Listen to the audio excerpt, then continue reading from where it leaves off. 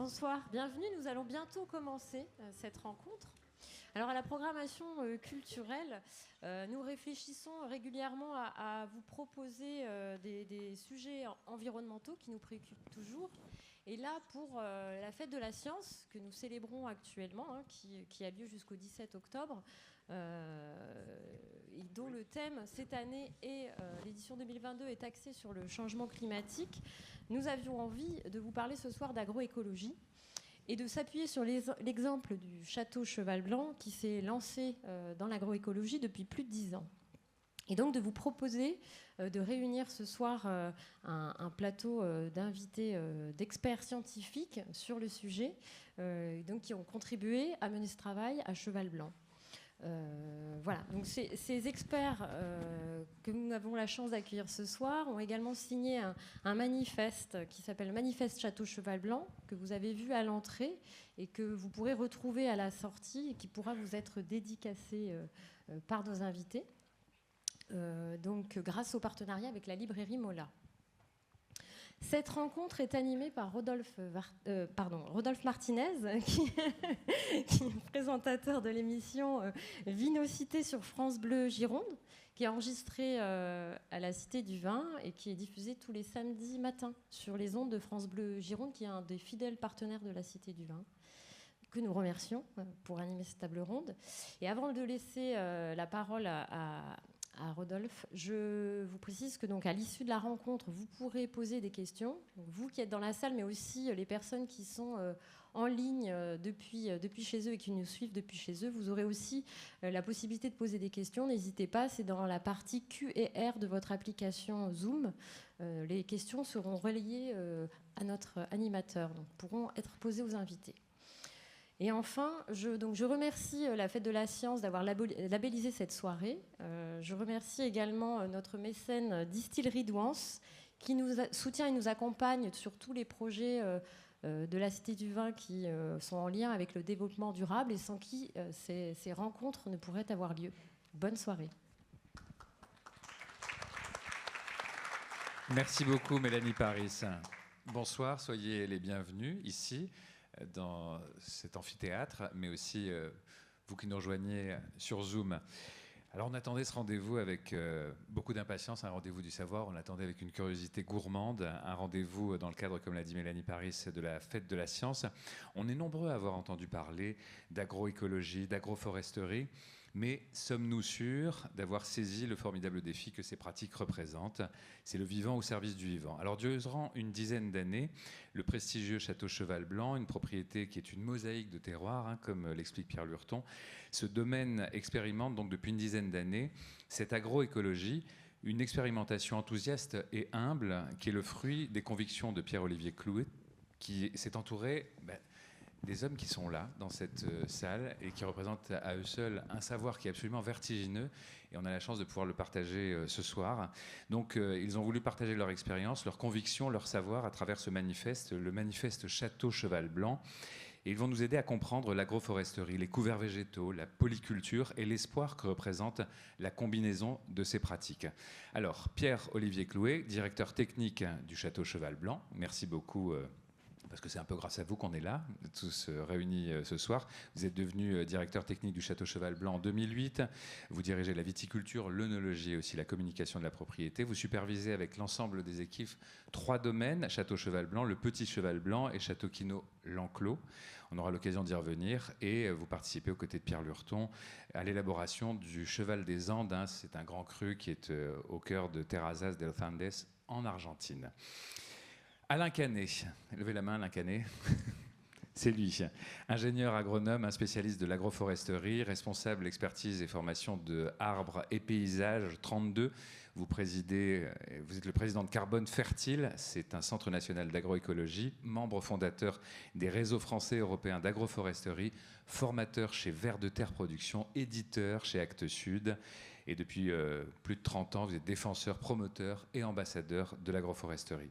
Marc-André Sellos, bonsoir Marc-André Sellos, merci beaucoup d'être avec nous.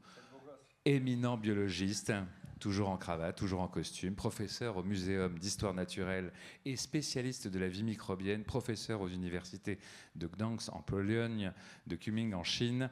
Vos recherches portent sur l'écologie et l'évolution des associations à bénéfice mutuel, ce qu'on appelle donc en résumé les symbioses, pour que tout le monde comprenne bien. Mycologue et botaniste, vous êtes membre de l'Académie d'agriculture de France et de l'Institut universitaire de France. Konrad Schreiber, bonsoir. L'autre beau gosse. Agronome à l'Institut de l'agriculture durable, spécialiste des sols vivants, cofondateur de Vers de Terre Production et de la Vache Heureuse. On aura peut-être l'occasion d'expliquer ce qu'est la Vache Heureuse. En tout cas, vous donnez énormément de conseils. C'est avec votre expérience de président de coopérative agricole, acquise entre 87 et 2006, que vous participez au développement de tout l'écosystème paysan qui travaille à la mise au point des techniques de conservation des sols de France. Et vous collaborez à de nombreux projets agricoles qui développent des sols vivants et fertiles. Il s'agit de produire et de protéger pour vous.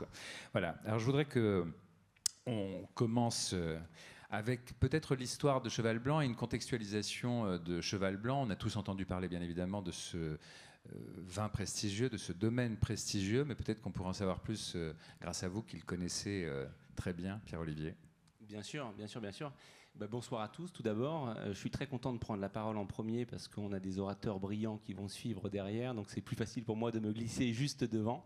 Donc moi ce soir je vous emmène à Cheval Blanc, je vous emmène sur la rive droite de Bordeaux, Château Cheval Blanc qui est donc une propriété de 39 hectares qui a la particularité d'être aux confins, le lien entre l'appellation Pomerol et Saint-Émilion. Donc en fait on est une propriété plutôt relativement connue de l'appellation Saint-Émilion, très grande appellation Saint-Émilion, plus de 5500 hectares de vignes, avec des sols assez divers, des sols assez variés. Mais finalement, dans la tête de tous les amateurs, on pourrait résumer Saint-Émilion en parlant probablement de plateaux et de côtes calcaires. La plupart des très grands domaines saint-émilionnais se trouvent sur le plateau, la côte et le pied de côte calcaire.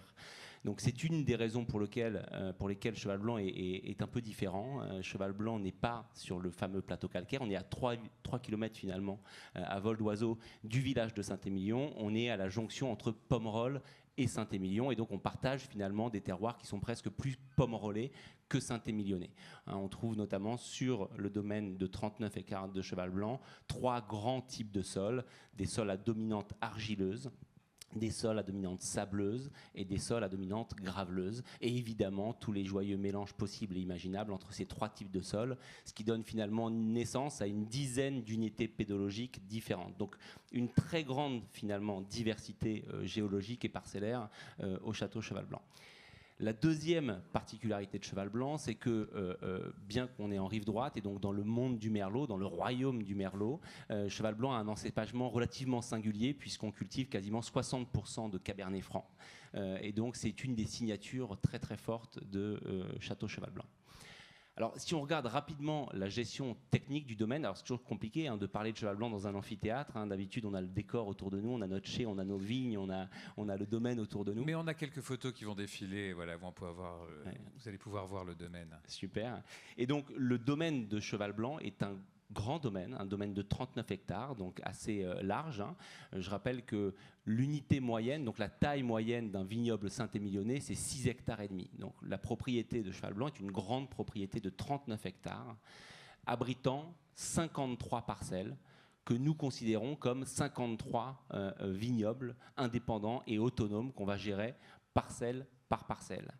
Et donc, on va gérer pendant toute l'année ce domaine parcelle par parcelle, grâce à un chai qui a été construit maintenant il y a une dizaine d'années, où on a une capacité de cuverie très variée, avec presque 70 cuves de 15 tailles différentes. On a la possibilité de vinifier séparément chacune de ces 53 parcelles avant de choisir l'assemblage de la propriété. Et donc, c'est bel et bien à Cheval Blanc, on en reparlera à travers d'autres thématiques, c'est à Cheval Blanc, c'est bien la diversité du parcellaire qui construit la complexité de nos vins. Donc à travers finalement, à l'instar d'un orchestre symphonique, vous avez besoin de tous vos musiciens pour jouer votre œuvre, et bien Cheval Blanc a besoin de toutes ces parcelles pour construire l'assemblage le plus pertinent, le plus percutant dans chacun des millésimes. Pierre-Olivier, comment est né ce projet ? Est-ce que vous l'avez porté et comment ça s'est passé pour arriver à convaincre bien évidemment tout le monde que c'était un projet très important pour Cheval Blanc ? Alors, je pense que les premières personnes à convaincre, c'est déjà se convaincre soi-même que c'est la bonne direction. Puis après, on travaille par cercle concentrique. Donc, il faut convaincre l'équipe technique. Puis après, il faut convaincre l'ensemble des salariés que c'est la bonne direction à prendre. Puis, bien évidemment, très rapidement, on met aussi nos propriétaires dans la barque, puisque rien ne peut se faire dans une propriété comme Cheval Blanc sans l'impulsion de ses propriétaires eux-mêmes.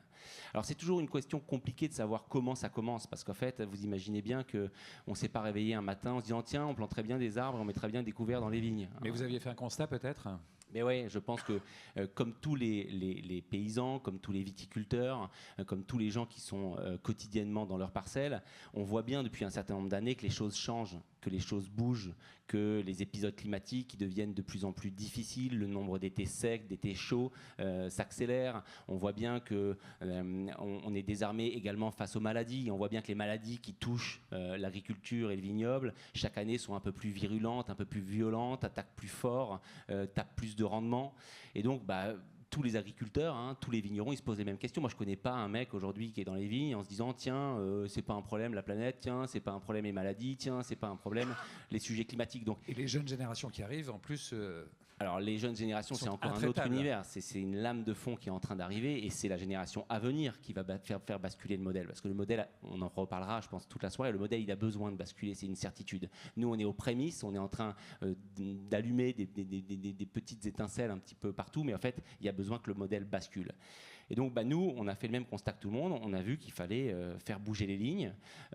Et au début, ça commence sans la moindre idée de comment ça s'appelle, tout ça, en fait. Au début, on fait un potager parce qu'on trouve que c'est sympa de manger des légumes de qualité pour nous, pour nos clients. Et puis, on enclôt avec quelques haies le domaine. Puis, on trouve que quand même, autour des haies, il y a plus d'abeilles, il y a plus d'insectes, il y a plus d'oiseaux. Et donc, après, on commence à faire glisser des arbres fruitiers dans ces haies. Puis, on trouve que c'est cool d'avoir des pommes, des poires, des pêches, et puis on se rend compte quand même que ça va dans la bonne direction et on commence à gratter. Alors justement avec la jeune génération, on commence à gratter parce qu'on a des stagiaires qui nous éveillent, qui nous disent tiens, regardez les gars, sur Vers de Terre Production, il y a des gars qui parlent de biodiversité, il y a des gars qui parlent de couverts végétaux, il y a des gars qui parlent d'agroforesterie. Donc on regarde, on se cultive par Internet, j'ai envie de dire, par des chaînes, des tutos, des chaînes un peu moins classiques que l'enseignement agricole tel qu'on le connaît.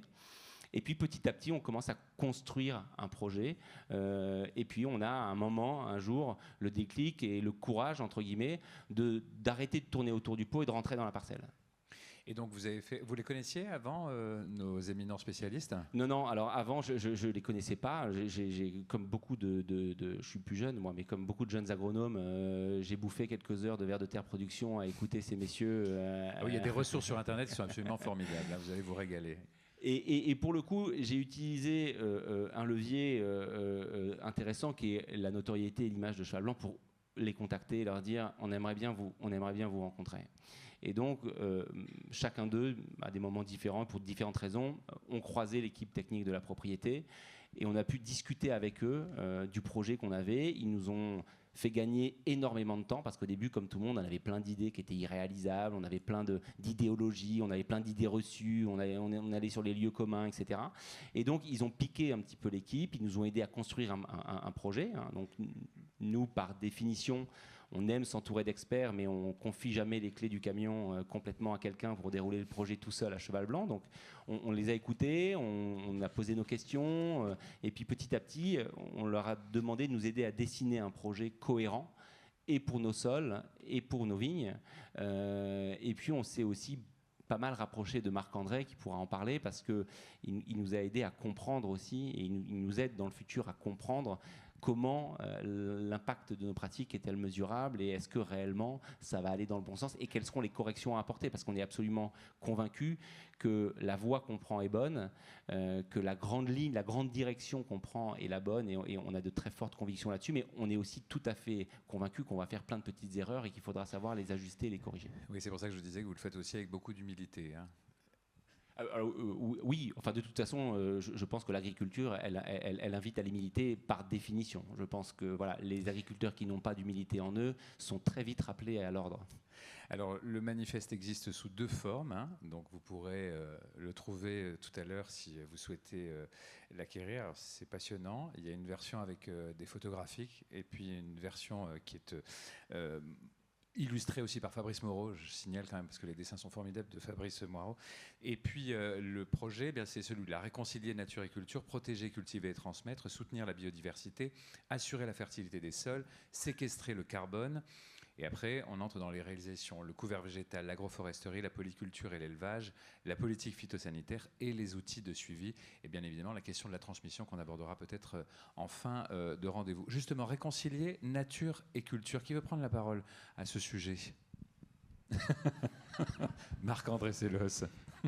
En gros, c'est un peu réconcilier 2 synonymes, parce que notre culture, c'est l'héritage qu'on a des générations précédentes, c'est quelque chose qui évolue, où on fait des tentatives, on regarde ce qui marche, on essaie de transmettre, mais comme on transmet souvent un peu en vrac, il y a un petit peu de bruit, il y a des modifications.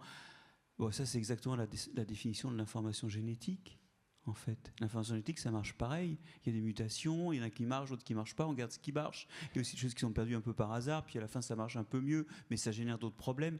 En réalité, l'évolution culturelle et l'évolution biologique, c'est la même chose. La nature et la culture, ce sont 2 facettes de la même chose. L'homme a tout le temps été dans les écosystèmes, il a eu plus ou moins de présence dans ces écosystèmes, et aujourd'hui en réalité le fait de se dire qu'il n'y a pas de nature sans homme et pas d'homme sans nature, c'est se dire qu'au lieu d'essayer de courir partout à poser des rustines, à mettre le phosphate qu'il faudrait, à mettre des pesticides à un endroit parce qu'il y a une maladie qui se développe, c'est d'aller chercher dans les mécanismes naturels la façon de remplacer des béquilles par des mécanismes qui ont préexisté et qu'on peut vouloir amplifier ou non. Alors, on va peut-être discuter après de tous ces mécanismes. L'idée, c'est qu'on peut aussi faire des bêtises, et c'est pour ça que c'est vraiment séduisant d'être aux côtés de Cheval Blanc pour justement regarder un petit peu ces arbres qu'on met là, comment ils transforment la microbiologie du sol, comment ils transforment aussi l'ensemble des microbes qui sont associés à la vigne, et d'essayer de regarder aussi sur quelques paramètres les résultats organoleptiques sur le produit fini de ça. C'est intéressant parce que c'est évident qu'on a des idées, mais c'est pas parce que c'est naturel, c'est pas parce que ça vient de la nature que ça marche bien. Justement, il va falloir tester, affiner et se dire qu'en permanence, comme disait Lévi-Strauss, ce qu'on appelle le progrès, c'est juste résoudre les problèmes posés par ce qui a été le progrès un petit peu avant. Mais en tout cas, pour revenir là-dessus, l'idée c'est qu'il y a des mécanismes dans la nature dont on peut s'inspirer, dont on peut justement dont on peut plus contisser nos gestes culturels. Et ça s'appelle l'agroécologie. C'est d'aller se servir dans la trousse à outils qu'est l'écologie pour faire des gestes agronomiques. Moi, j'avoue que les gestes agronomiques m'échappent parfois un peu. C'est pas du tout ma spécialité, mais je vois des trésors de possibilités dans ce qu'il y a dans les livres d'écologie et les enseignements d'écologie. Et je pense que c'est vraiment un truc qu'il va falloir développer. Alors justement, ce serait bien que les uns et les autres preniez la parole pour nous expliquer, selon vous, ce qu'est l'agroécologie. Est-ce qu'il y a une définition stricte de l'agroécologie ou est-ce qu'il y a plusieurs agroécologies, agroforesterie? Qui veut répondre? Alain Canet ne veut pas parler. Ou toujours le dernier. Il toujours parlera de l'agroforesterie. Non, l'agroécologie, en fait, on l'a dans plein de définitions différentes. Je vais à l'ONU, j'en ai une, à l'Europe une autre, au ministère une autre, au ministère de l'écologie encore une autre. Bon, et puis on va s'y perdre parce qu'on a voulu tout mettre dans l'agroécologie. En fait, on a déblayé tout ça, poubelle, terminé, on n'en parle plus. Et on revient au sens initial du mot agroécologie. C'est quoi ce bazar, hein? Et donc, dans agro, on retrouve la racine grecque du champ, la parcelle agricole, aguerre. Hein. Donc, on va se mettre dans un champ, et ça nous va bien. On est des cultivateurs, quelque part. Donc, du coup, l'agroécologie, ça concerne la parcelle agricole, point. Hein. Bon, ben, c'est bien, c'est simple, c'est défini et on y a les pieds dedans. Donc, deuxième étape, éco. Éco, c'est quoi éco? C'est pas de l'économie. Hein. Donc, il y aurait beaucoup de choses à redire là-dessus. Non, éco, en grec, l'origine du mot, oikos, la maison. Ah, tiens, tout d'un coup, c'est super. Mon champ est une maison. Ah, ça nous plaît beaucoup. Parce que il va se passer des choses dans une maison. Et puis, logis, agroécologie, alors logos, ah super, grec ancien, la science, la connaissance. Donc l'agroécologie, c'est la connaissance et la science que j'applique à mon sol maison. Et donc dans ce sol maison, il y a énormément d'habitants. Et si ils collaborent correctement et on nourrit ces habitants correctement, ils nous font pousser les plantes toutes seules.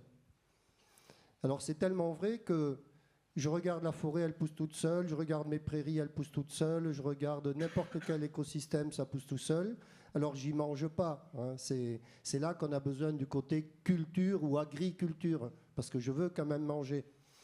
Ou alors c'est chasse, pêche, nature et tradition, quoi, hein, voilà, mais ça ne fait pas des sociétés comme on les a aujourd'hui. Donc on va cultiver et on se rend compte que, en fait, pour que ça fonctionne, quand je prends un écosystème, j'y mets un homme, il enlève tout, il n'y a plus rien qui pousse. Je vire le mec, la forêt revient, ça pousse tout seul. Donc en fait, on n'a toujours pas résolu le principal paradoxe de l'agriculture. Il y a un truc qui tourne pas rond. Je devrais être le plus gros spécialiste du monde à savoir faire pousser des plantes toutes seules. C'est-à-dire, je ne fais pas grand-chose, je règle ce sol maison. Donc je donne à manger à la biodiversité, à l'écologie du sol, parce qu'en fait, si vous voulez de la biodiversité, c'est très très simple. Que je sois un oiseau, un mammouth, un éléphant ou une baleine, il me faut une maison en bon état et de l'alimentation dedans. Tous mes ados, ils rentrent de l'école, ils ouvrent le frigo. On ne sait pas pourquoi, mais ça a l'air d'être génétique dans la biologie. La biologie mange, hein, voilà, et c'est toujours dans la maison que ça se passe. Et quand vous avez une maison en bon état, vous êtes capable de vous reproduire. Alors avec un petit bon vin et tout, c'est encore mieux, mais bon, ça c'est une autre histoire. Merci Conrad Schreiber. Alain... Oui, du coup, sur les photos précédentes, on voyait des sols couverts, donc des sols prospères, donc la maison alimentée et de la photosynthèse abondante.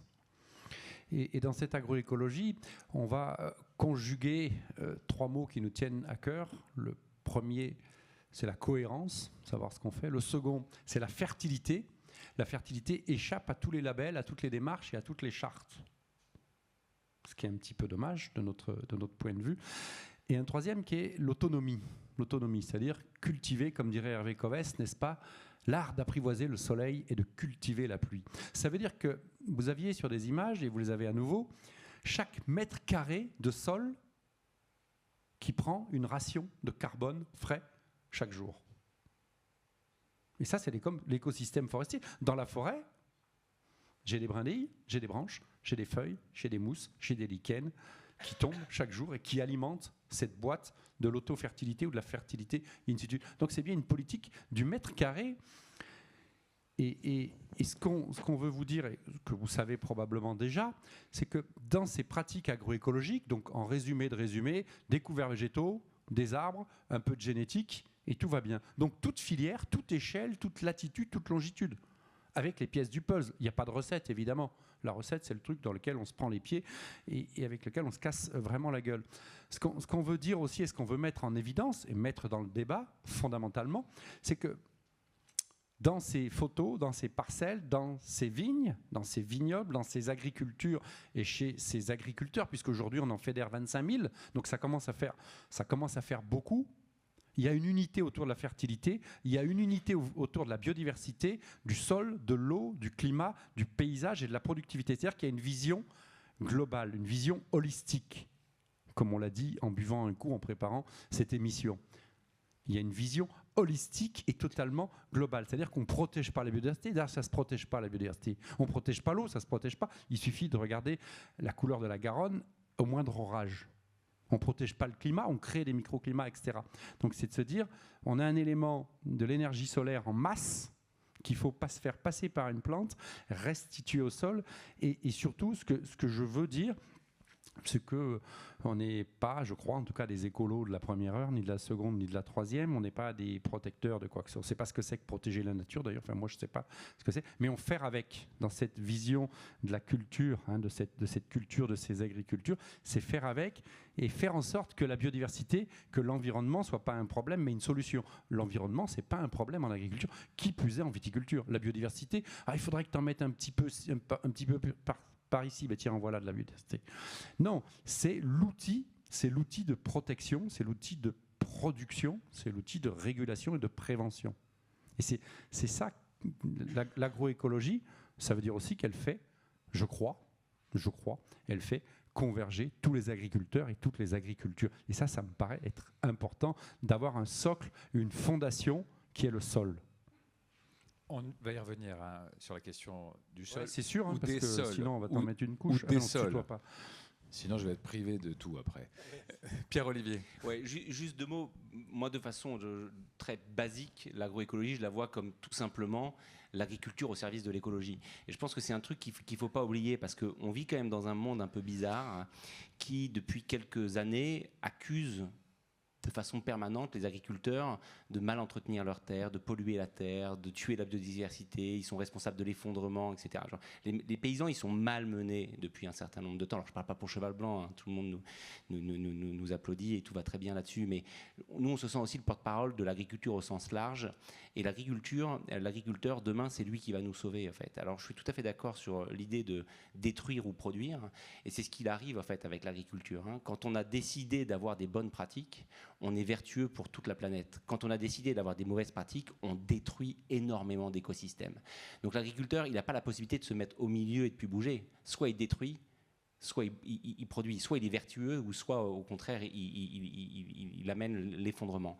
Mais il faut absolument se dire que le terme d'agroécologie, c'est un terme qui est difficile à expliquer. Aujourd'hui, c'est un terme qui est à la mode aussi, et comme tous les termes à la mode, ça fait un peu peur, parce que ça laisse une très grande place à l'approximation, ça laisse une très grande place à l'interprétation, ça laisse une très grande place au greenwashing. Donc je pense qu'il ne faut pas lâcher les filières, il ne faut pas lâcher les agriculteurs, il faut leur demander des résultats. Mais par contre, l'avantage de l'agroécologie, c'est que c'est un terme vaste et que ça permet à chacun de mettre dans son sac d'agroécologie ce qu'il a envie d'y mettre. Et donc il faut faire confiance aussi aux agriculteurs pour choisir leur façon de s'occuper de la planète. Et il y a plein de façons de s'occuper de la planète et de l'écologie, et chacun va choisir les siens. On peut choisir en effet l'agroforesterie, on peut choisir les couverts végétaux, on peut choisir la polyculture, on peut choisir tout un tas de choses. Et il faut laisser aussi les paysans choisir leur manière de s'occuper de leur terre.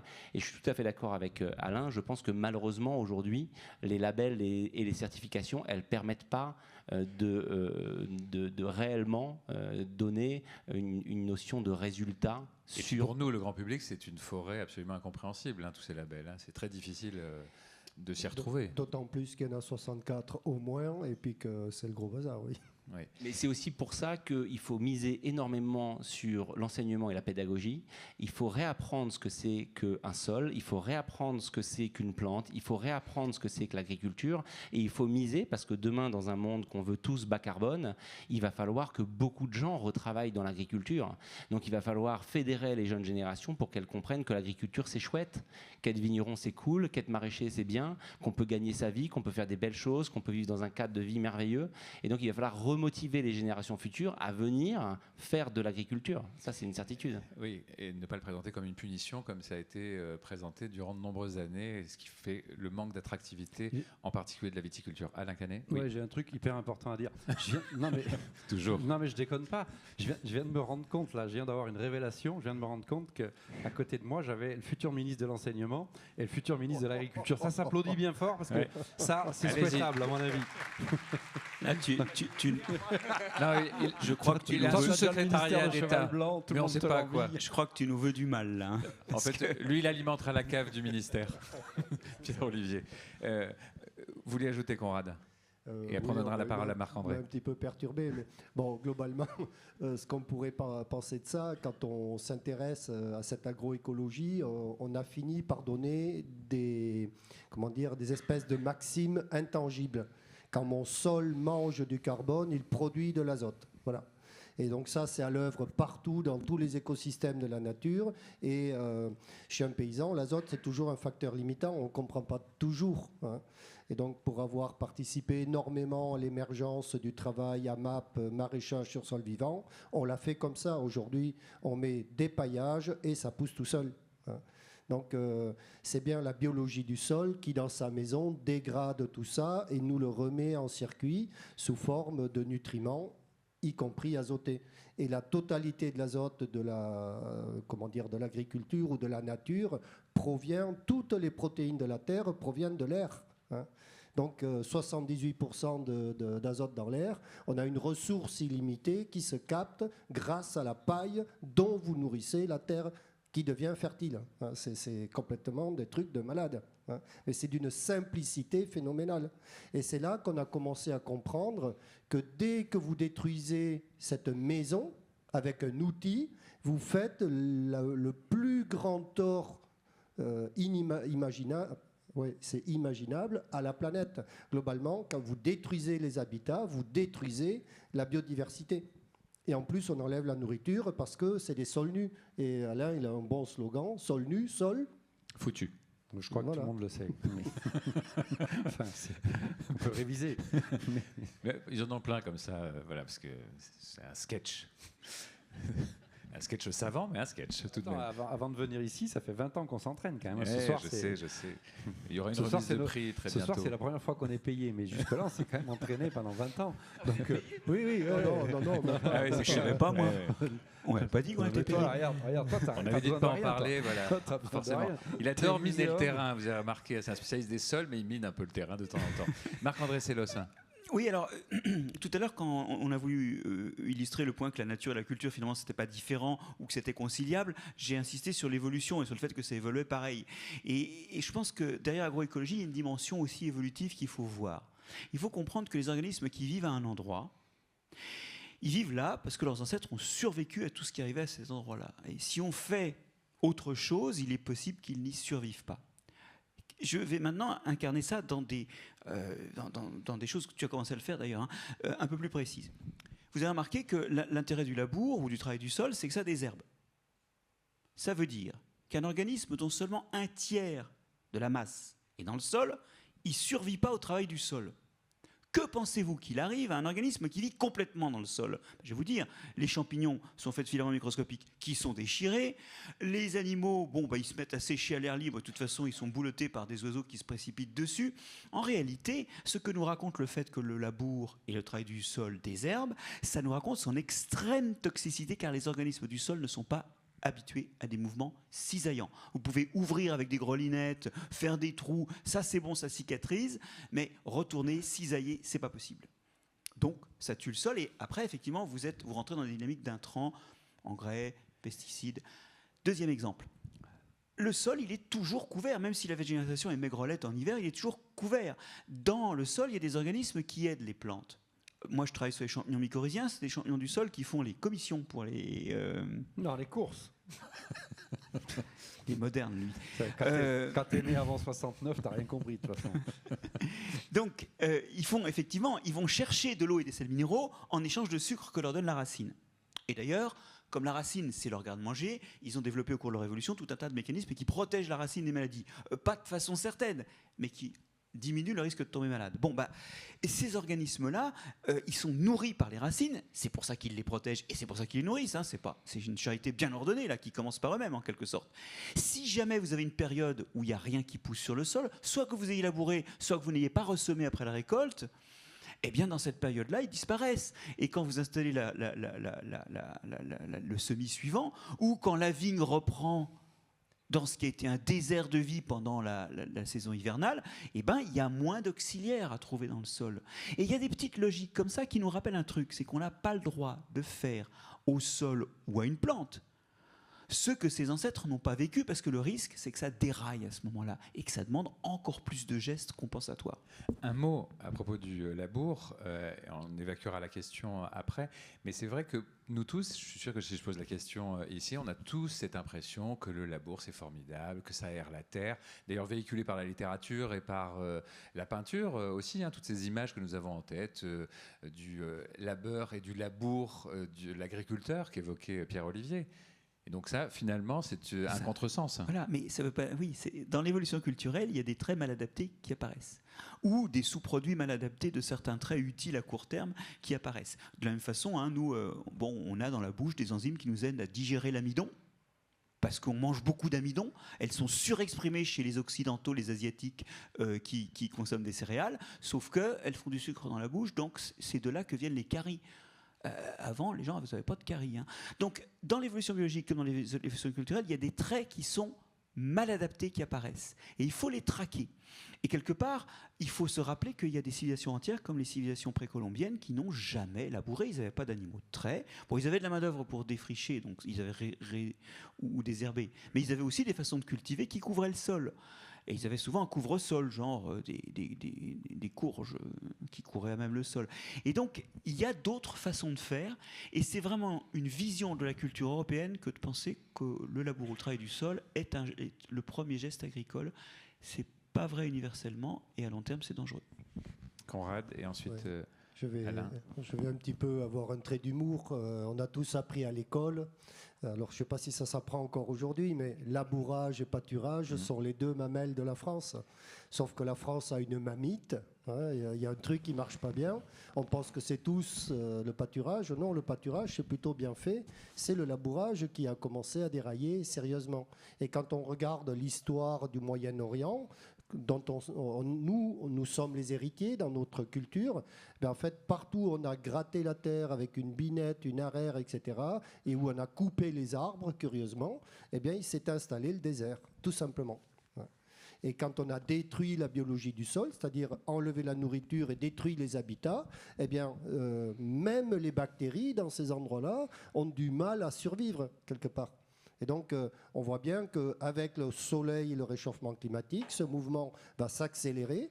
Il y a des imbéciles qui veulent couper toute la forêt boréale parce qu'elle est arrivée à maturité. On calcule ça sur un tableur Excel comme des abrutis. Et ils ne comprennent pas que c'est l'endroit, c'est le chapeau où le soleil arrive plein pot. Et si je coupe les cheveux, ben, je crève.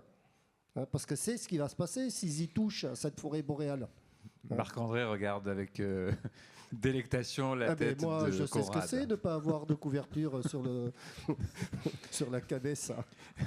Pour être sérieux 2 minutes, à propos de la juste après Pierre-Olivier, mais un mot sur la fertilité, la question de la fertilité qui a été évoquée des sols, Alain, qui est une vraie problématique. Hein, Oui, ça c'est sûr. On voit, puisque c'est une vraie problématique, on voit bien que dans 95% des cas à peu près en agriculture, toute agriculture confondue, on perd cette fertilité. Rappelons pour mémoire, parce que c'est mesuré à Marmande, ça pourrait l'être ailleurs, la Garonne, elle fait 10 km de large tous les ans au mois de janvier. Et elle est le résultat de nos pratiques, de nos agricultures, etc. Elle doit être mesurée ailleurs, mais moi j'ai ces côtes-là. Donc on perd de la fertilité, on perd de la fécondité, on perd du carbone. Non seulement on n'en stocke pas, puisque le carbone, c'est la vie, et c'est la base de tous les cycles. Donc il y a carbone ou il n'y a pas de carbone. On en perd beaucoup. Ce qu'on peut dire aussi, dans ce travail, dans ce cheminement avec Cheval Blanc et beaucoup d'autres, mais ce soir on parle de Cheval Blanc, et d'ailleurs tu l'as bien dit et tu l'as justement dit, c'est leur affaire. Et j'allais le dire, mais tu l'as dit avant moi, ça c'est intéressant aussi de dire, c'est notre affaire, on en fait ce que vous voulez, discutons, regardons, examinons, traduisons ces fameuses pièces, ces éléments qui sont souvent des plantes. Ce que l'on peut dire, contrairement à ce que l'on peut lire encore, on était aujourd'hui en visite avec des gens qui ramassent des déchets dans le secteur, pas loin, dans le Libournais au sens large. C'est pas des déchets, c'est des super produits. Alors, est-ce qu'on les composte ou pas? Est-ce qu'on les utilise en frais, en verre? Qu'est-ce qu'on en fait? Est-ce qu'on les utilise en maraîchage, en élevage, en viticulture ou dans d'autres formes? C'est pas de déchets, ça n'existe pas le déchet, c'est une vue d'esprit, qui plus est du végétal. Qui plus est du végétal. Ce qu'on veut dire, c'est que la fertilité, ça se produit in situ. Et c'est ça qui nous intéresse. Et c'est ça le projet. Parce que si on achète la fertilité, on n'achète pas de la fertilité, on achète de la fertilisation, donc pour la plante. Ce qu'on cherche à faire, c'est travailler la fertilité in situ, n'est-ce pas, hein? Parce qu'acheter de la fertilité, on va s'y ruiner, il n'y en aura pas pour tout le monde, et on va même se battre à avoir le moindre morceau de bois, le moindre sac de terreau, d'engrais ou de je ne sais pas quoi. Donc, on recycle tous les déchets qui n'en sont pas, mais fondamentalement, le travail nous donne le travail que l'on veut modestement montrer. Il est beaucoup étayé, hein, ce travail. On est présenté comme des experts, il y en a peut-être dans la salle, je ne sais pas. Mais en tout état de cause, de dire que ce réseau de chercheurs, d'agriculteurs, de faiseurs, de techniciens, on s'en est beaucoup inspiré. La première chose qu'on a fait quand on s'est rencontrés, disons-le, on n'a plus voulu se quitter, puisque... Moi, je me suis dit, putain, il existe des mecs aussi bons. C'était l'invention du Pax à l'époque. Hein. Voilà, on était en plein dans le Pax.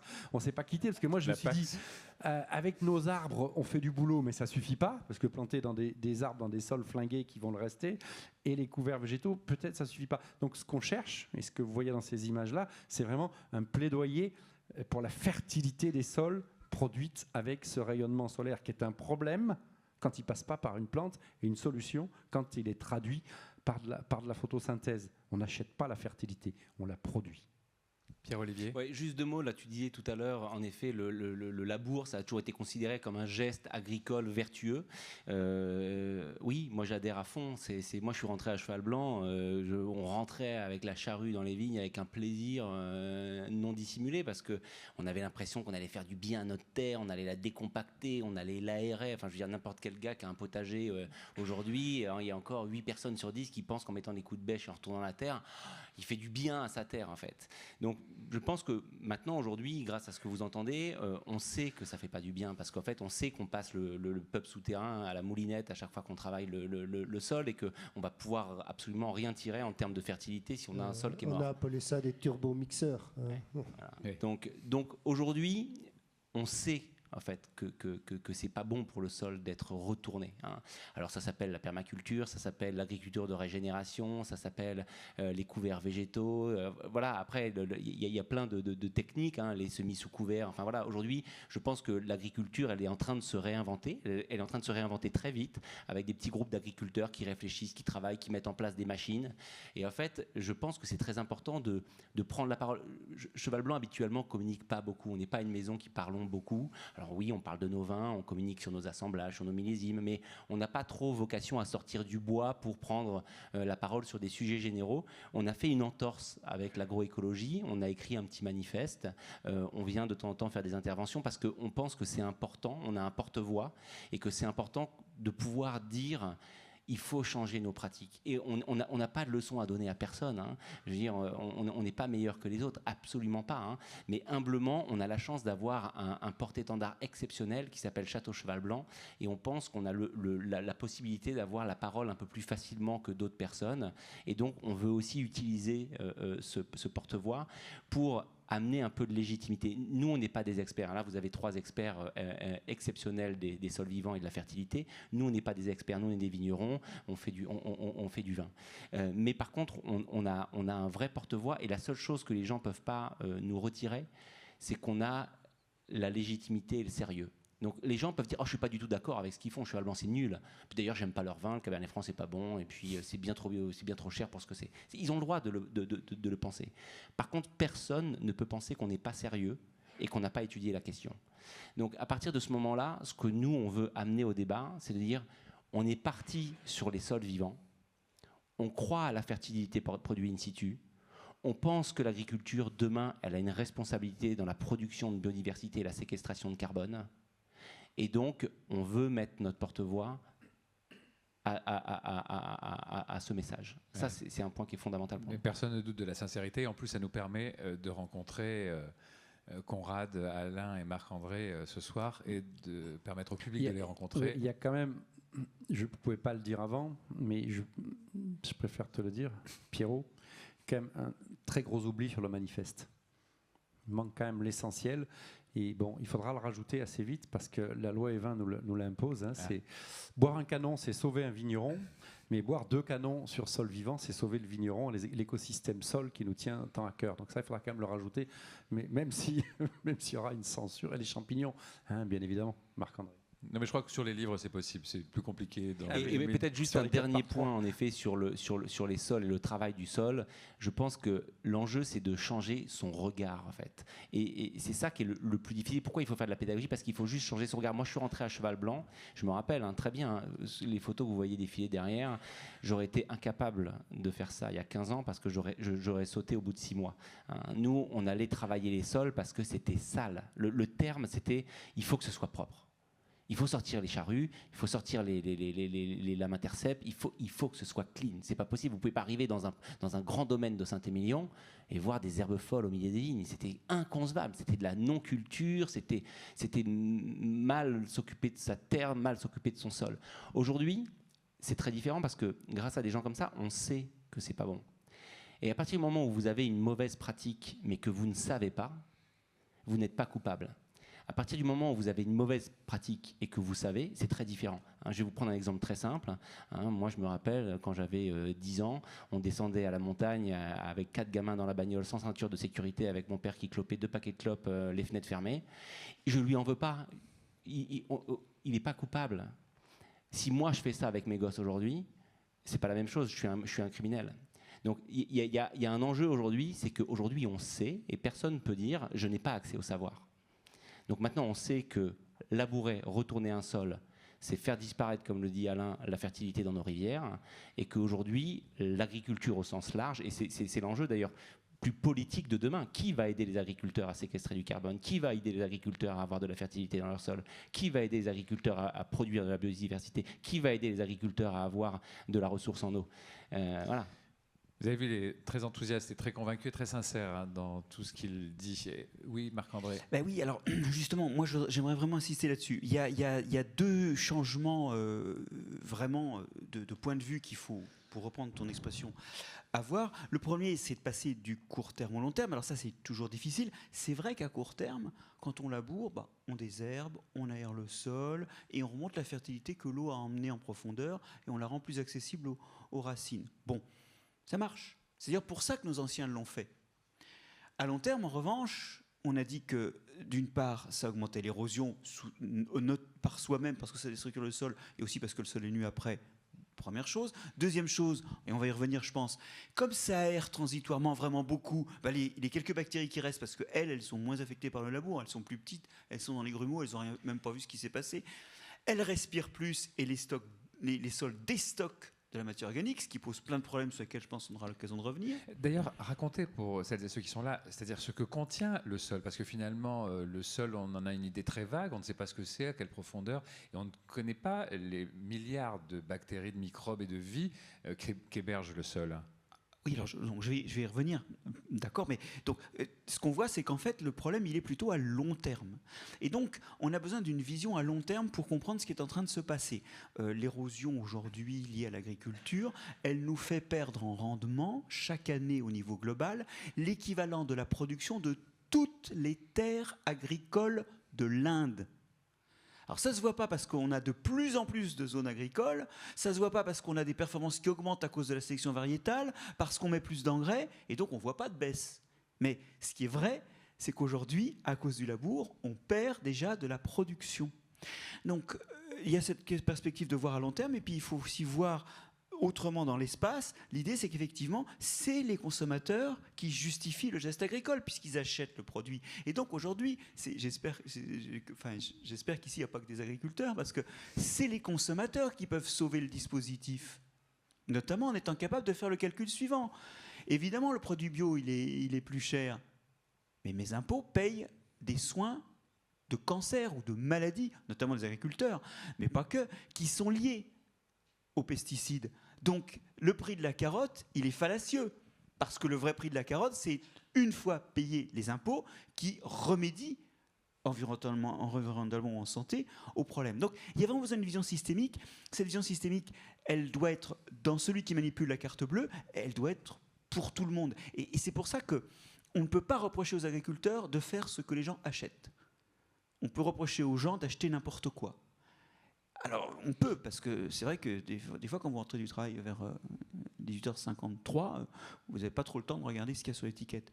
Mais vous voyez, le truc, c'est qu'on est en fait tous concernés. Et il ne faut pas charger les agriculteurs, ça, je suis bien d'accord. Ils font ce qu'on leur dit de faire. Donc, il y a des agriculteurs dans la salle.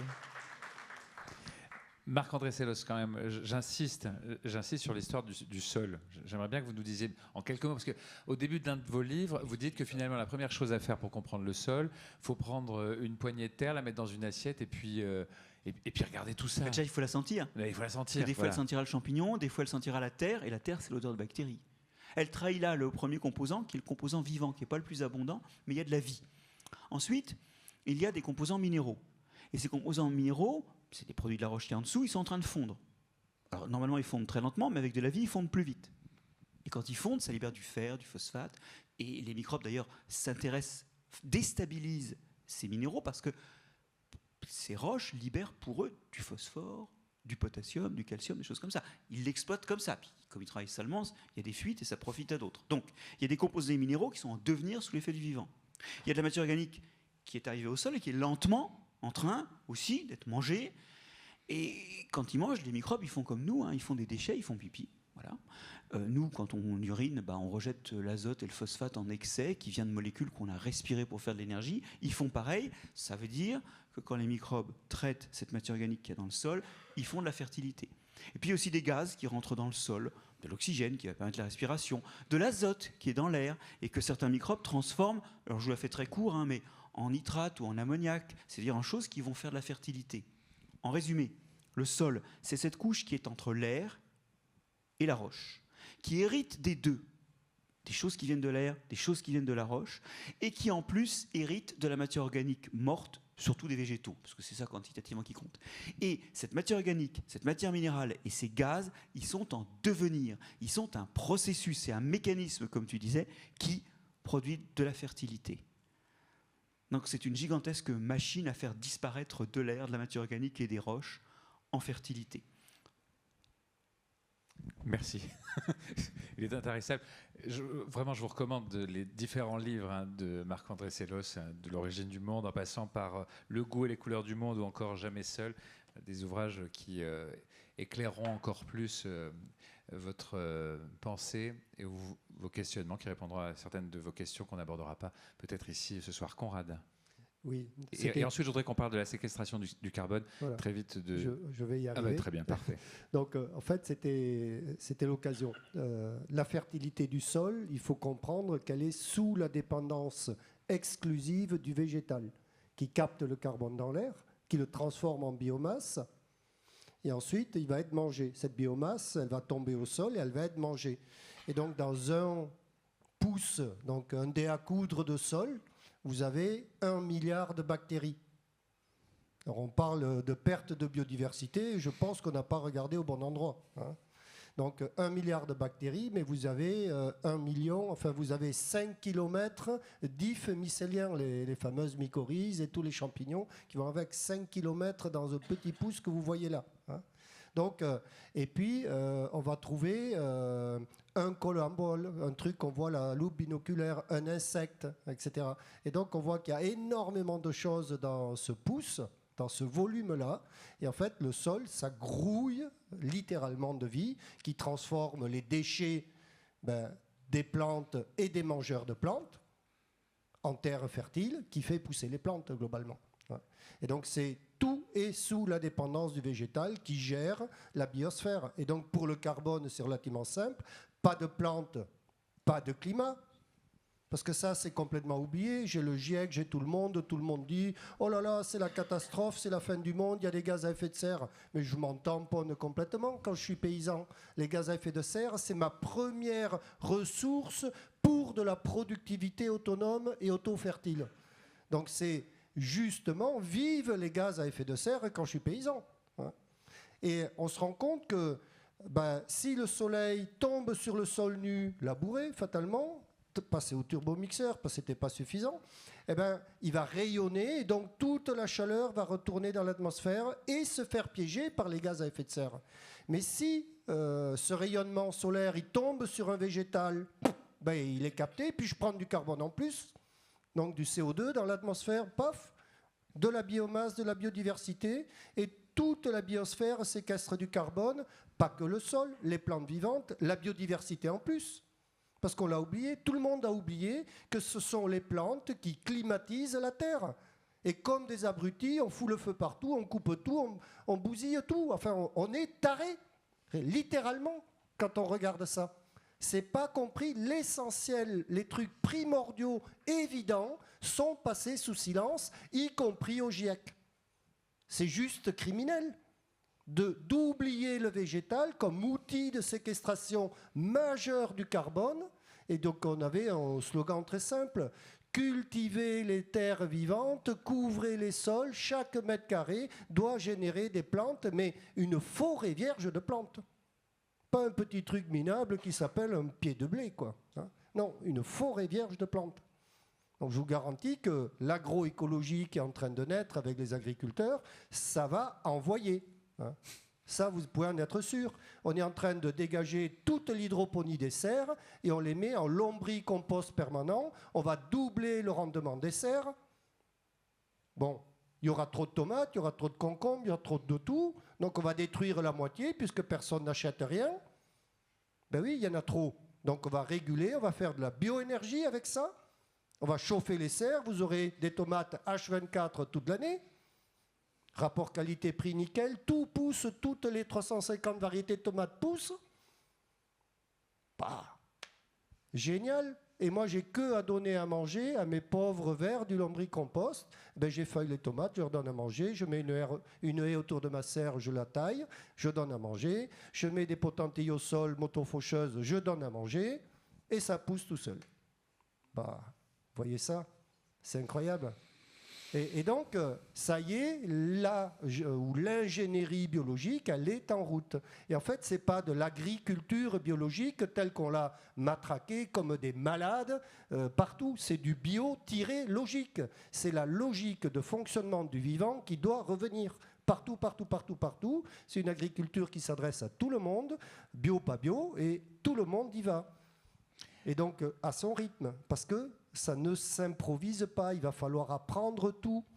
C'est pas facile. Si vous D'où voulez. la nécessaire transmission qui est évoquée d'ailleurs dans votre manifeste, et vous le faites de plusieurs manières, en donnant des cours, en enregistrant des vidéos qui sont disponibles sur Internet, en participant à ce type de conférences. J'ai donné de ma personne. Et vous avez donné en plus de votre Donc personne. ça peut plaire ou pas, c'est pas le sujet, c'est on y va, je me suis investi pour l'avoir.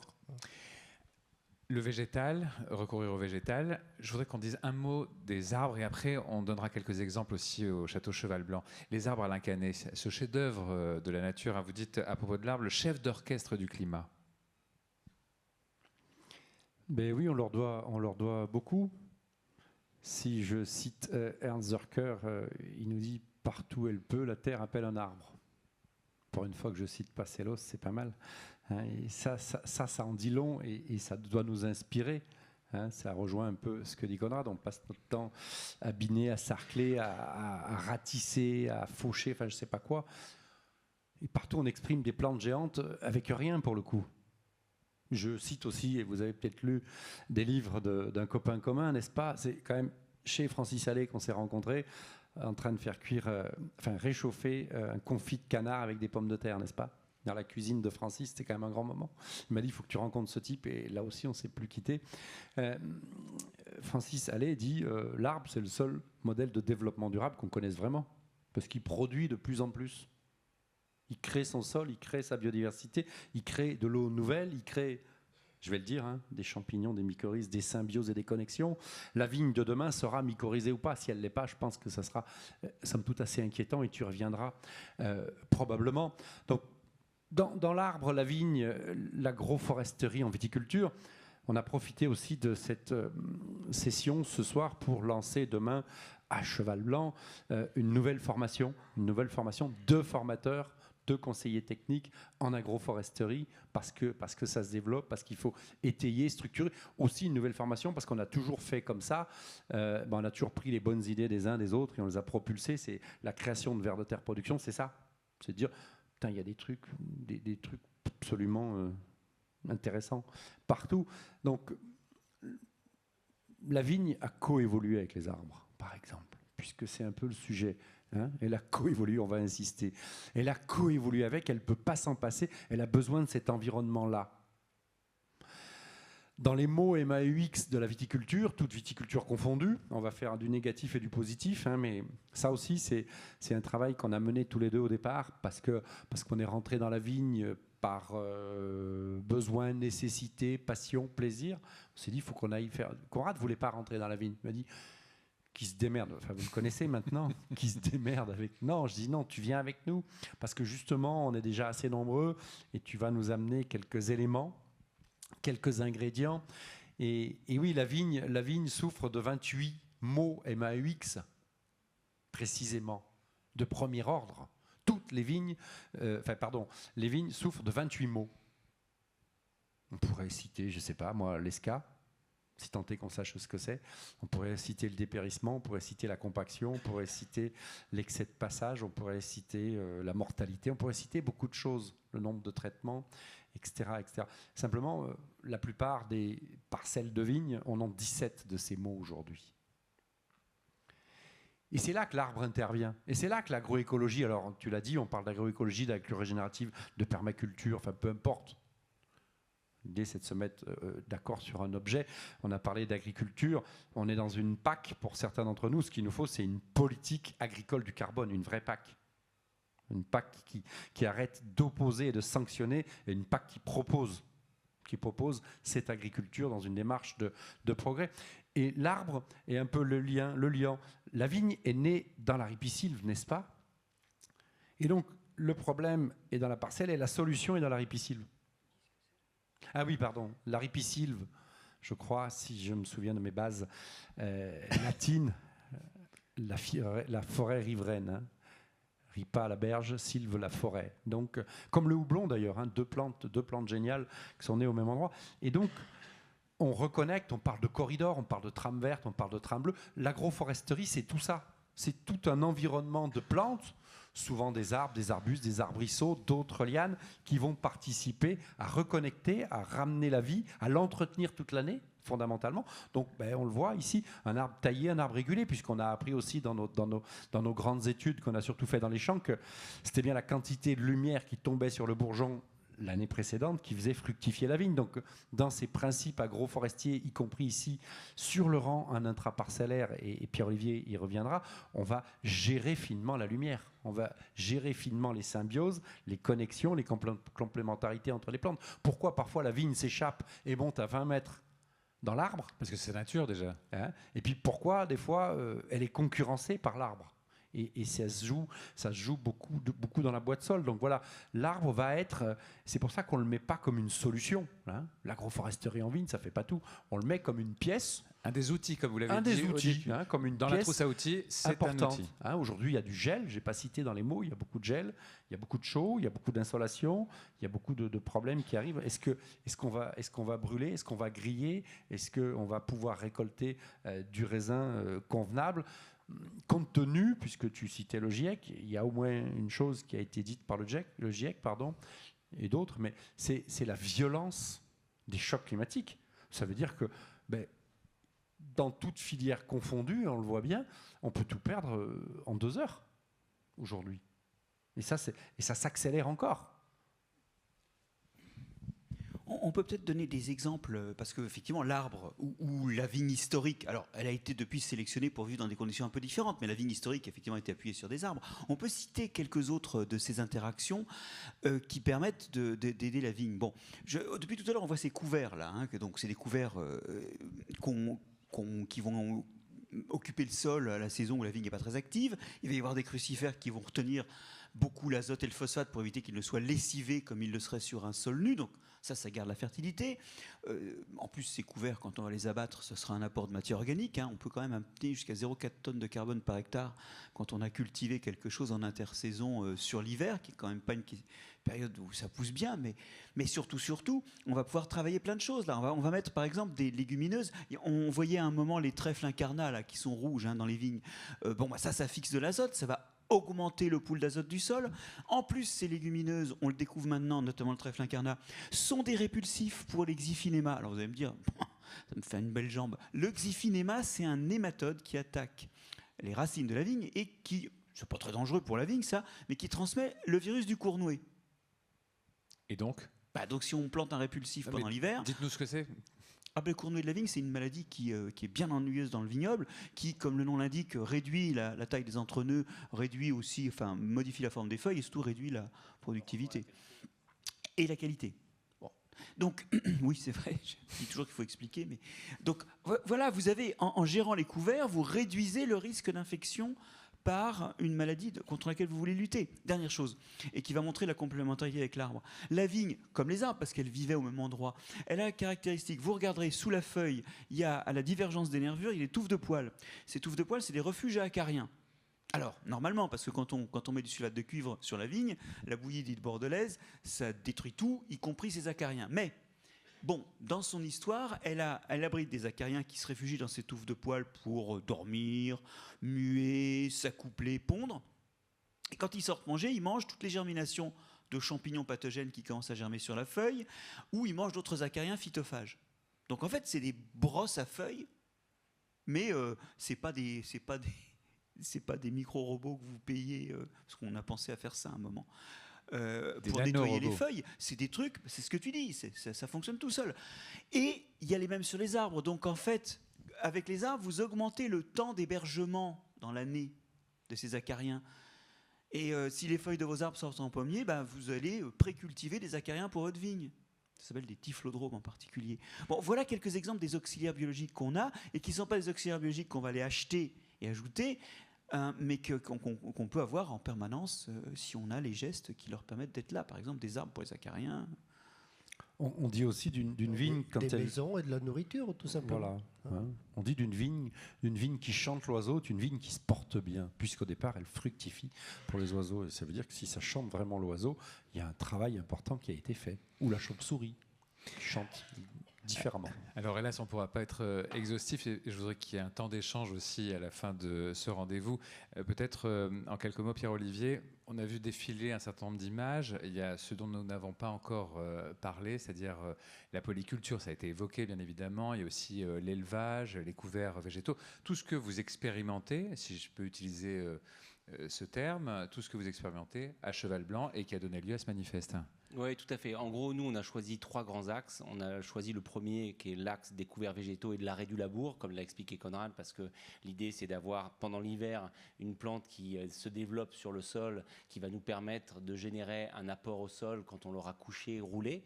Donc, c'est pas la même chose qu'un enherbement. Un couvert végétal, c'est vraiment une plante qui pousse pendant l'hiver, et quand la culture principale chez nous, la vigne, arrive, sort, en fait, on va coucher et rouler ce couvert végétal. On ne va pas le couper, mais on va le coucher, il va s'endormir et il va rester sous forme de paillage. Et donc ce paillage nous intéresse parce que comme le sol est paillé, eh bien on va protéger la biodiversité qui est en dessous, comme dit Conrad, on protège la maison. Et puis on va permettre aussi d'avoir une montée en température moins importante de nos sols sous les couverts. Par exemple, des millésimes comme 2022 qui sont très solaires, qui sont très secs, ça nous intéresse d'avoir ce paillage au sol. On va avoir une meilleure efficience des eaux, et ça c'est un point très important sur lequel est passé un peu rapidement Alain, qui est le sujet de l'érosion. On n'en parle pas assez, et donc en fait que les sols qui sont travaillés, les sols qui sont nus, non seulement l'eau termine facilement au fossé, parce que quand une grosse pluie arrive sur un sol nu, elle dégage, mais en même temps elle embarque un petit peu de fertilité. À partir du moment où il y a un couvert végétal avec des racines, eh bien cette eau elle va percoler beaucoup plus facilement dans le sol, elle va s'infiltrer et elle va profiter à la culture principale qu'est la vigne. Par exemple, cette année, on a fait des expérimentations sur les couverts végétaux. Ce dont on se rend compte, c'est que quand le couvert est à côté de la vigne ou quand le sol est travaillé, on a à peu près la même quantité de contrainte hydrique, donc le végétal manque d'eau, la vigne manque d'eau. Par contre, dès qu'une pluie arrive, on recharge bien mieux le sol sur les sols couverts que sur les sols non couverts.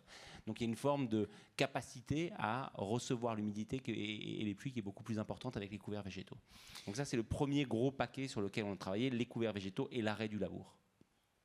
Le deuxième, Alain en a parlé, c'est l'agroforesterie. Moi, je rajouterais une petite chose sur la définition de l'agroforesterie. L'agroforesterie, c'est utiliser l'arbre comme un outil pour la culture. Et moi, il y a un terme que je n'aime pas du tout, qui est très utilisé dans le monde de l'agroécologie, c'est la forêt domestique. Ça fait plaisir à tout le monde de parler de forêt domestique. Moi, j'y crois pas du tout à la forêt domestique. En tout cas, c'est pas ce qu'on veut faire à Cheval Blanc. On ne va pas. Et je veux dire, c'est un terme qu'il faut utiliser à bon escient, parce qu'en fait, on va pas cultiver dans une forêt. Hein. Le projet de Cheval Blanc, c'est pas de laisser traîner quelques vignes sous une forêt et des arbres qu'on n'aurait pas maîtrisés. L'agroforesterie, c'est un arbre taillé, géré, maîtrisé, organisé. Et c'est ce qu'on fait avec nos 6000 pieds par hectare de vignes. C'est-à-dire qu'aujourd'hui, tailler un arbre parmi un rang de vignes, c'est ce qu'on fait depuis la nuit des temps. C'est-à-dire qu'on trogne déjà la vigne depuis des centaines d'années. Hein. La taille de la vigne, c'est une trogne.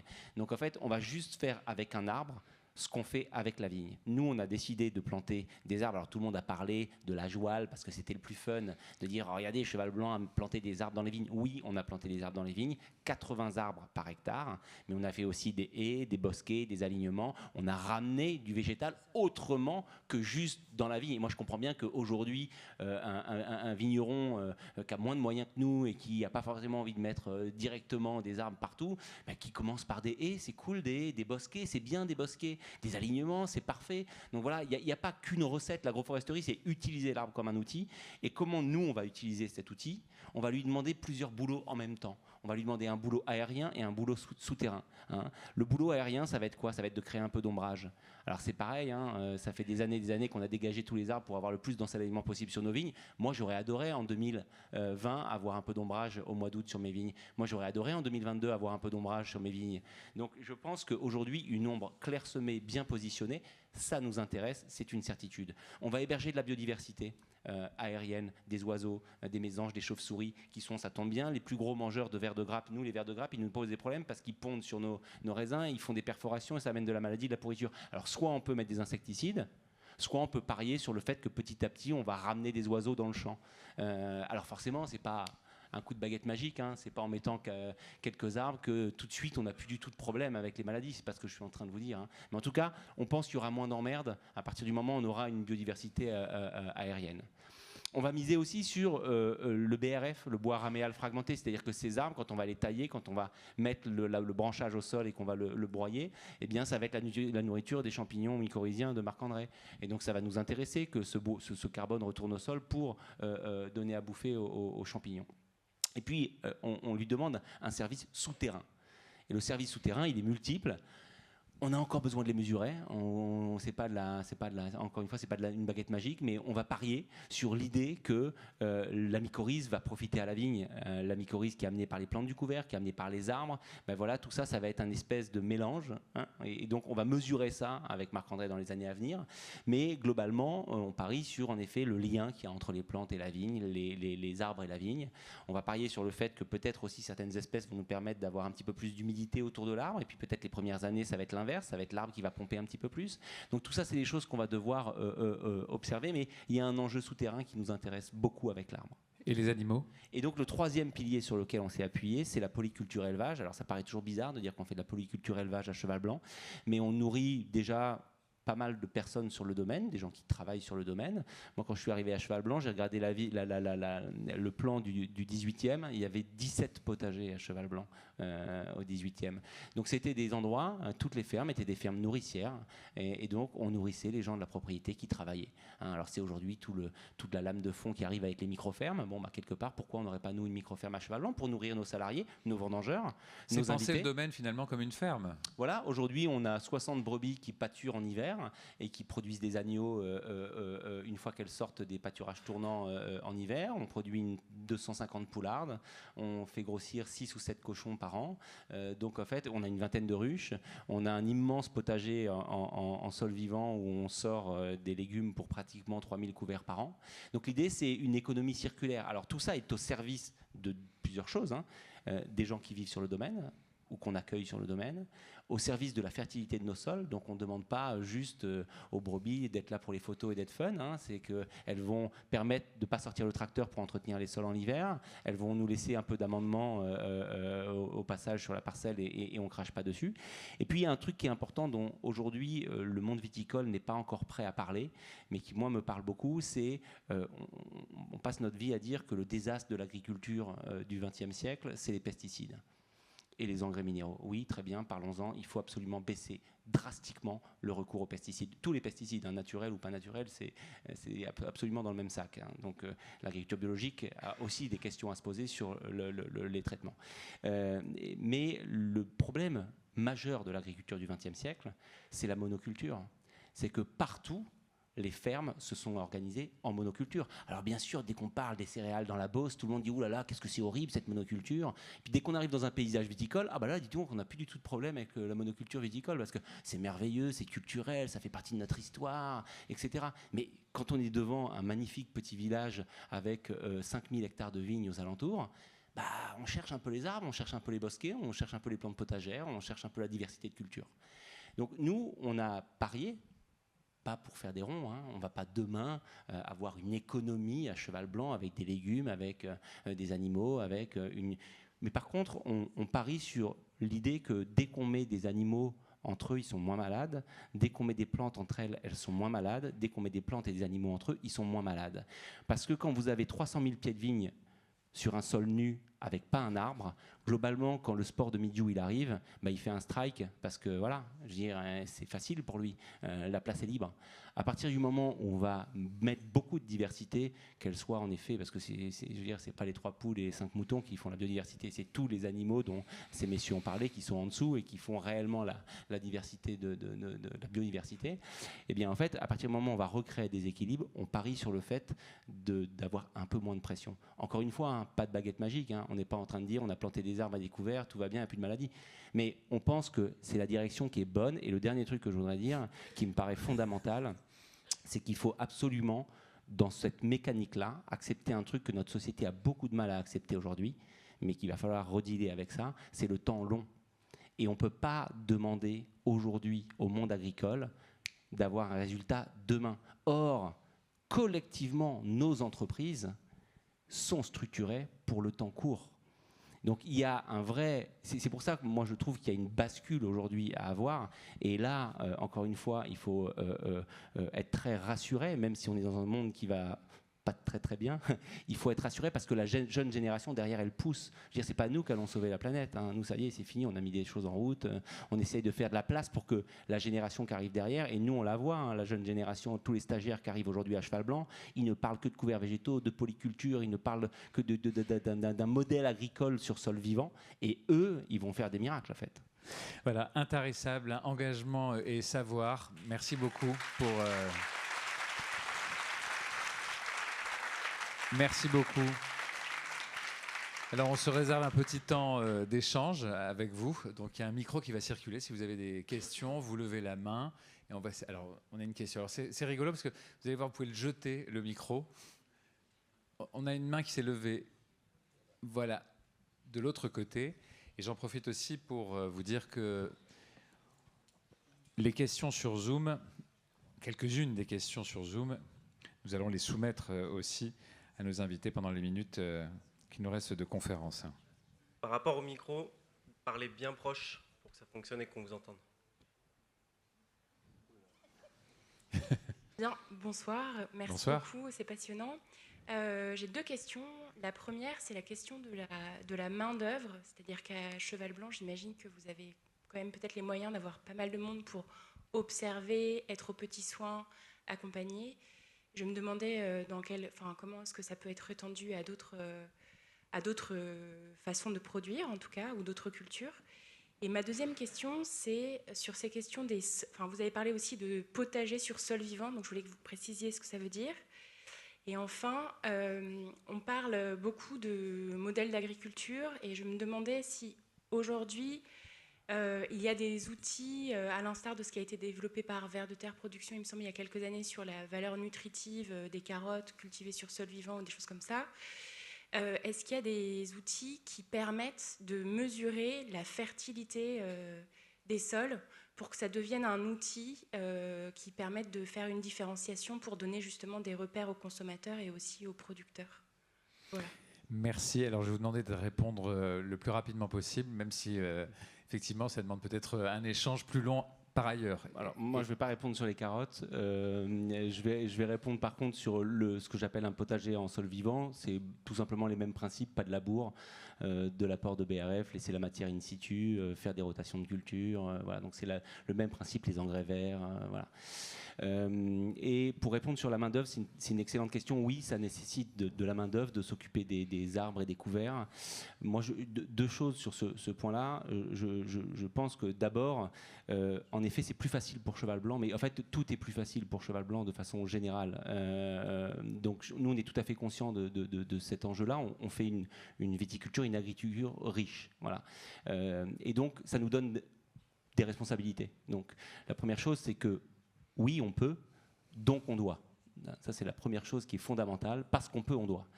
La deuxième chose, c'est que dès qu'on commence à jouer avec le vivant, on se rend compte que c'est plus des moyens qu'il faut, c'est changer son regard.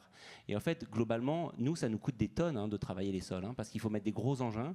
Tout le monde voit à peu près à quoi ressemble un enjambeur dans un milieu viticole. Ça coûte très cher, un enjambeur. Et puis, il faut mettre des salariés qui sont bien payés. Et donc, tout ça fait que travailler les sols, ça coûte cher, en fait.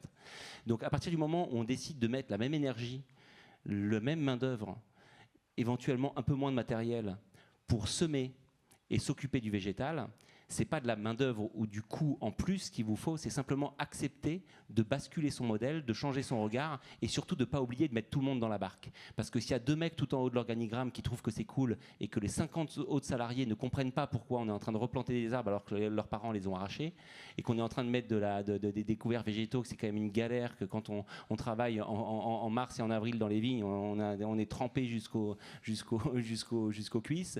En fait, il faut faire comprendre aux gens, et en fait tout l'enjeu de l'agriculture, mais je crois que c'est la vérité dans toutes les entreprises, il faut embarquer les gens dans sa vision.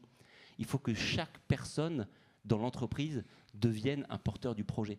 Parce que si le samedi soir à l'apéro, votre vigneron, il ne sait pas comment répondre à son pote ou à son beau-frère sur pourquoi ils ont planté des arbres, ben vous avez tout perdu en fait.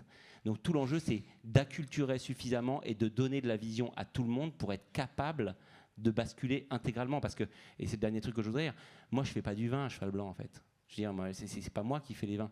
Il y a 50 salariés à cheval blanc. Donc c'est chaque mec qui est derrière chaque pied de vigne, chaque personne qui est derrière chaque barrique qui fait du vin.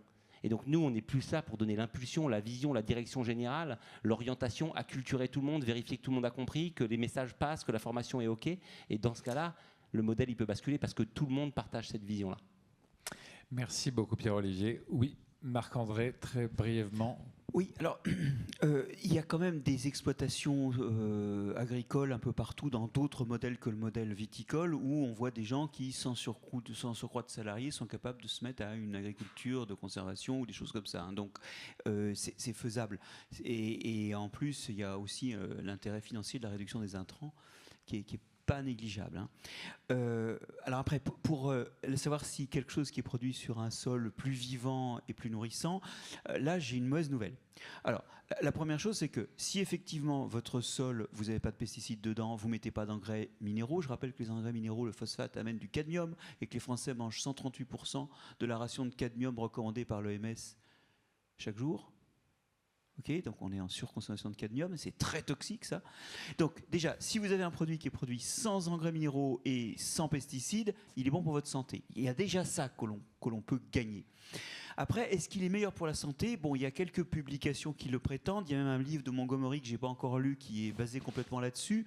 Moi, ce que je sais, c'est qu'il y a l'homéostasie et que l'homéostasie, elle fait que la plante complète, elle régule, et quelque part, je ne suis pas convaincu que ce soit là-dessus qu'on gagne. Non, je pense qu'il faut un peu d'altruisme, il faut faire une révolution sociologique. Et on n'est pas là que pour notre pomme.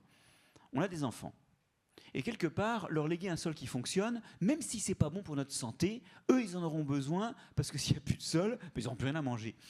Et si ce sol est trop pollué, de toute façon, ce qu'ils mangeront les détruira. Et je pense qu'il faut, à un moment, admettre, et c'est ça, cette vision systémique et cette révolution qu'il faut faire, on disait tout à l'heure, voir les choses dans le temps long.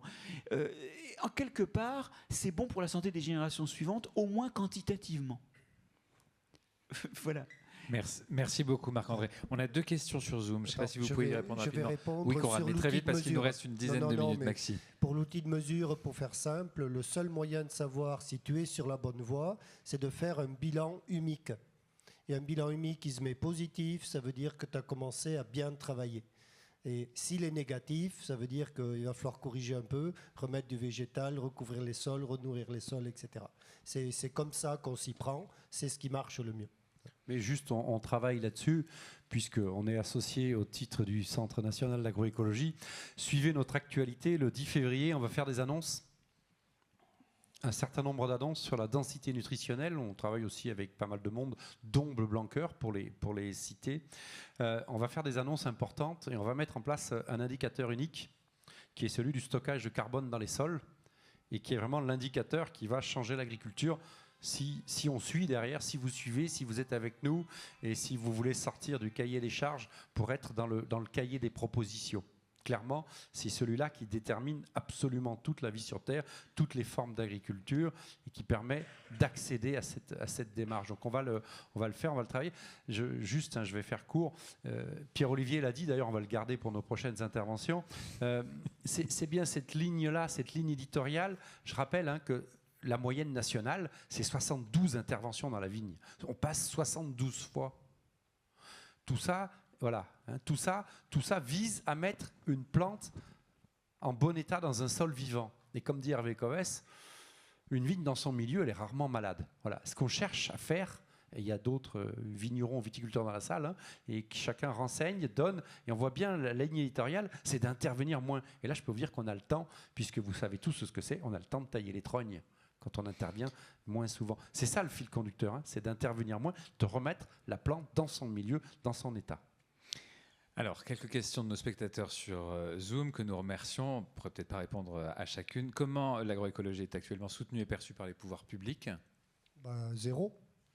Ok, merci pour la brièveté de cette réponse. C'est vraiment important. On est évidemment en discussion avec Bruxelles, on est en discussion avec Paris, mais l'agriculture, enfin, depuis qu'on y est dedans, l'agriculture est en crise et c'est pas fini. Et Bordeaux n'y échappe pas, n'est-ce pas ? Donc c'est vraiment, insistons lourdement, n'est-ce pas ? C'est un sujet de société. Il faut vraiment que l'acte de consommation de ces produits ça soit traduit dans l'assiette. Pour faire clair, il faut manger des produits de l'agroécologie.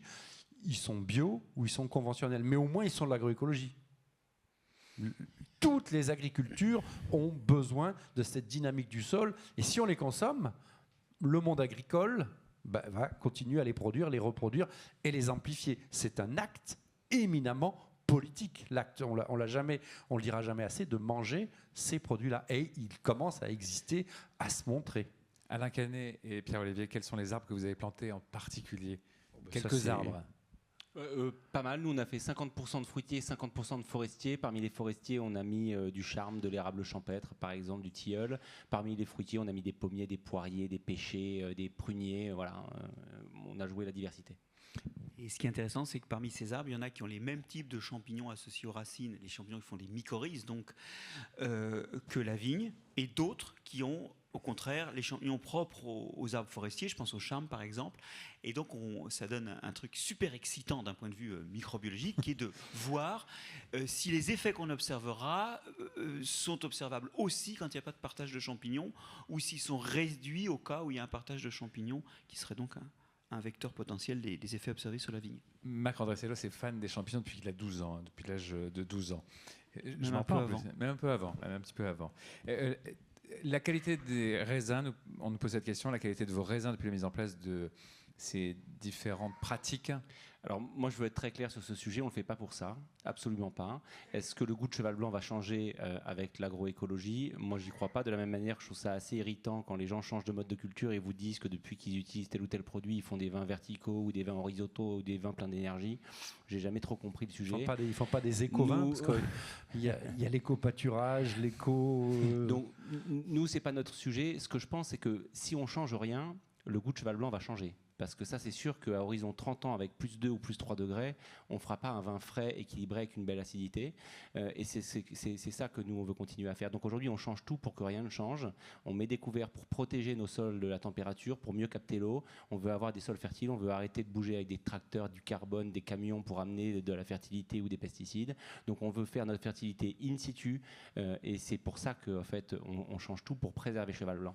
Maintenant, pourquoi on fait des grands vins à Cheval Blanc? Parce que depuis 300 ans, on y a un terroir exceptionnel, qu'il est travaillé de façon méticuleuse, dans les moindres détails, parce qu'on s'en occupe bien, parce qu'on a un matériel végétal, le Cabernet Franc, qui est très bien travaillé avec des sélections massales, parce qu'on fait du parcellaire, parce qu'on travaille comme des vignerons et des œnologues. C'est pour ça qu'on fait du grand Cheval Blanc. Après, maintenant, comment on veut s'occuper de notre terre et quelle terre on veut transmettre à nos enfants, enfin, c'est pas pour mes enfants, mais aux générations suivantes, eh bien, on veut transmettre une terre vivante, et c'est pour ça qu'on le fait. Notre mode de culture, il ne vise pas à changer le goût de Cheval Blanc, il vise à laisser une terre acceptable pour les générations futures. Puisqu'on parle d'enfants, elle est un des 2 maillots jaunes de la soirée. Marie-France Barrier est dans la salle. Marie-France, elle a monté des enfants et des arbres, desenfantsetdesarbres.org, je crois, qui vise à faire planter des arbres. Je sais qu'il y a aussi des participants dans la salle de l'opération qui visent à ce que tous les enfants scolarisés puissent planter des arbres chez un agriculteur. Je le fais vite, mais c'est quand même hyper important de démarrer tôt puisqu'on en parle. Et il y a aussi un documentaire qui a été réalisé, qui a été diffusé sur France Télévisions, Le Temps des arbres. Voilà, je crois qu'il était encore disponible en ligne, me semble-t-il. Donc allez le voir et puis on aura sans doute l'occasion d'en reparler. Merci beaucoup, on n'a plus le temps de prendre d'autres questions. Merci de votre participation. Je crois que je ne suis pas sûr qu'on ait encore le temps. Non, je ne suis pas certain. Ou alors vraiment, allez, une me dit-on. Allez-y. Très bien. En fait, je suis Jean-Marie Dupont, je suis un expert en environnement. Ma question va aux 4, mais en fait, elle va un peu à l'auteur des bouquins que vous avez à côté de vous. L'agroécologie, on a vu, on va enrichir beaucoup de choses, sol vivant, donc les biocénoses microbiennes sont très diversifiées et vont contribuer certainement à la richesse du terroir, donc y participer en partie. On sait que dans d'autres bouquins, on nous dit que d'autres cortèges microbiens participent, eux, à la complexité des saveurs organoleptiques du vin. Au bout du compte, on arrive donc à parler du produit final. Est-ce qu'il faut peut-être, au niveau du consommateur, de temps en temps aussi changer de flacon pour améliorer sa santé en enrichissant son microbiote, en passant par exemple du cheval blanc à un corton Charlemagne? C'est mieux de faire que du cheval blanc, mais de temps en temps, éventuellement, quelques autres crus, c'est possible. C'est quand même un traitement très sain, mais un peu coûteux quand même.